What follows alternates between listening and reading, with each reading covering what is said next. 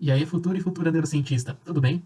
Vocês sabiam que existe uma área na neurociência que estuda minuciosamente o comportamento dos animais a partir do ponto de vista do sistema nervoso, né?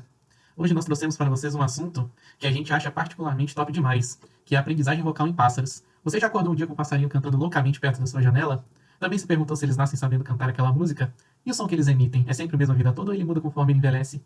De que maneira isso ocorre? Continua vendo o nosso vídeo que nos próximos minutinhos nós vamos responder a todas as suas dúvidas e encher vocês de conhecimento e curiosidade sobre os pássaros.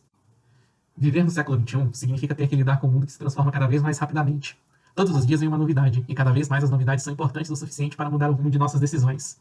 Um processo-chave para ter sucesso nesse contexto é aprender a aprender e protagonizar o nosso aprendizado. As contribuições da neurociência para sermos cada vez mais protagonistas do nosso comportamento são, em suma, valiosíssimas. Vem comigo aprender um pouquinho mais sobre aprender.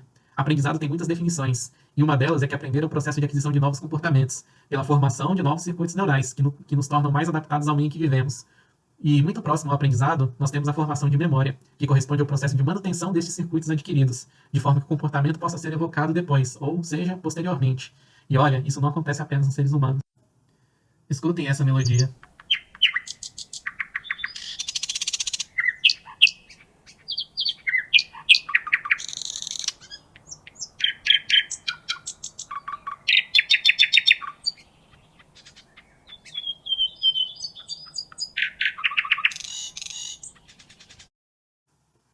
Muito bonito, né? Mas será que os pássaros nascem sabendo cantar e dar esses verdadeiros shows pra gente? Na verdade, não. Assim como nós precisamos aprender a falar, os pássaros precisam aprender a cantar.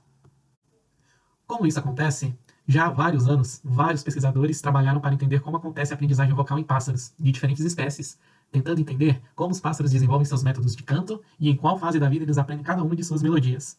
Um grupo de pesquisadores do Departamento de Neurobiologia da Universidade de Duke, na Carolina do Norte, realizou um estudo que busca entender se o cérebro de um pássaro adulto pode registrar experiências e associá-las a comportamentos transitórios, já que é comprovado de várias outras pesquisas que o repertório de melodias de pássaros juvenis é maior que o repertório de canto de pássaros adultos. Um desafio desse estudo seria tentar encontrar neurônios que contivessem tamanha capacidade de armazenamento de memória. No decorrer de sua vida, a partir de alguns dias após o seu nascimento, o pássaro passa por uma fase conhecida por aprendizado sensorial. Nela, através de seu tutor, ele simplesmente vai ouvindo e pegando aos poucos o jeito da melodia cantada pelo professor, sem pressão alguma de produzir canto. Da mesma maneira como bebês humanos vão aprendendo uma língua com seus pais durante os primeiros meses de vida, sem ter que balbuciar nenhuma palavra. Ah, e antes que eu me esqueça, a vocalização das aves, ou se preferir o canto, acontece através da siringe, que é o órgão vocal das aves. Os cantos entoados pelos pássaros se dão pelo movimento de contração e relaxamento dela, localizado logo abaixo da traqueia. Após essa fase, a aprendizagem vocal em si, etapa conhecida como sensório-motora, momento em que o pássaro passa a ensaiar um canto de fato, e conforme vai havendo treinamento com seu tutor, ele vai ganhando prática e expertise até finalmente entrar no estágio que ocorre a cristalização do canto, quando essa vocalização, ou melhor ainda, o canto, adquire várias funções, como por exemplo, 1. Demarcação de território, 2. Comunicação para os demais como aviso de perigo, e 3. No cortejo, ou seja, na busca de uma parceira ele tenta sua melhor performance. Mas, bem, de qualquer forma, depois desse parênteses, voltamos ao cerne dessa apresentação, que é que até o momento não se sabe ao certo se o pássaro perde durante a fase de cristalização do canto a capacidade de cantar algumas melodias aprendidas na sua juventude. Nesse sentido, a pesquisa apresentada quer responder a seguinte questão: o repertório que ele aprendeu na juventude ainda persiste na fase de cristalização do canto ou ele some de uma vez por todas?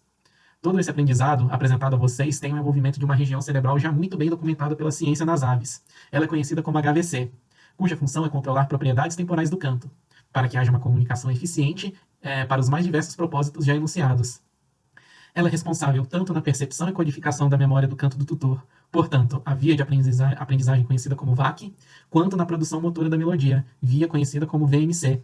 Também vale ressaltar que essa produção motora é efetivamente feita por neurônios motores, acionados por uma estrutura chamada RA, que recebe comandos previamente dados pela HVC. Assim, temos o sistema responsável pela vocalização das aves. Posto isto, vamos ver como os pesquisadores pretendem elucidar a questão do repertório reduzido de um pássaro adulto? Para a realização do estudo, foi usada uma espécie de pássaros canoros, ou seja, os pardais de pântano mais especificamente. Os pardais de pântano foram coletados como filhotes no condado de Crawford, na Pensilvânia, e foram criados manualmente no laboratório em uma grande sala de isolamento acústico. Os filhotes foram coletados da natureza com aproximadamente 5 dias de idade e ensinados em laboratório usando 21 canções co-específicas. Com relação ao protocolo, as músicas de treinamento foram apresentadas em sessões de 3 minutos de um único tipo de música tocada uma vez a cada 10 segundos, com 1 minuto de silêncio entre cada sessão, o que é comparável com a taxa de canto natural vista na natureza. Em seguida, anestesiaram com uretano a 20% essas aves e registraram as respostas extracelulares do HVC para a reprodução de cantos, tanto do repertório adulto da ave, quanto canções de tutores e novas canções de pardal de pântano. Desta forma, percebeu-se que, além de responder às músicas do repertório adulto, os neurônios do HVC comumente respondiam de forma ainda mais robusta às músicas do tutor que serviram como modelos para as músicas tocadas apenas transitoriamente durante a vida juvenil. Ao documentar a experiência auditiva e o desenvolvimento vocal de pardais do pântano individuais, os pesquisadores descobriram que os neurônios HVC contêm um registro duradouro da experiência associada ao exuberante aprendizado juvenil. Neurônios individuais responderam a tipos de canções no repertório adulto e a certas canções de tutores, e as canções de tutores que direcionaram as respostas não eram simplesmente aquelas que eram acusticamente semelhantes a tipos de canções no repertório adulto do pássaro. Além disso, a força da resposta aos cantos do tutor não estava relacionada ao número de vezes que o pássaro cantou cópias desses cantos na vida juvenil ou adulta.